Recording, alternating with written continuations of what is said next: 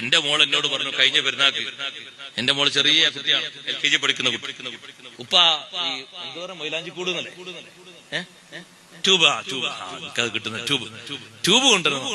അപ്പൊ ഞാൻ പറഞ്ഞു മോളെന്താ ട്യൂബ് എന്തിനാ, ഇവിടെ നല്ല ലൈറ്റ് ഉണ്ടല്ലോ. അല്ല ആ ട്യൂബല്ല, മൈലാഞ്ചി ട്യൂബാണ്. അത് തൽക്കാലം ഞാൻ കൊണ്ടുവരില്ല.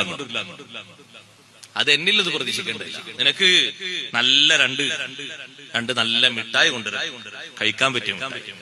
പെരുന്നാളല്ലേ, സന്തോഷത്തിന്റെ ഒരു മധുരം, അത് കൊണ്ടുവരാം. ഞാൻ കൊണ്ടുവരാം. അത് എന്റെ വക്കത്ത് പ്രതീക്ഷിക്കും വേണ്ട. അതെന്താ ഉപ്പ മൈലാഞ്ചിട്ട് എന്താ കുഴപ്പം? അല്ല, അത് നിനക്കിടാൻ പാടില്ല. വിവാഹിതരല്ലാത്ത പെൺകുട്ടികൾ മൈലാഞ്ചി ഇടുന്നത് കറാഹത്താണ്.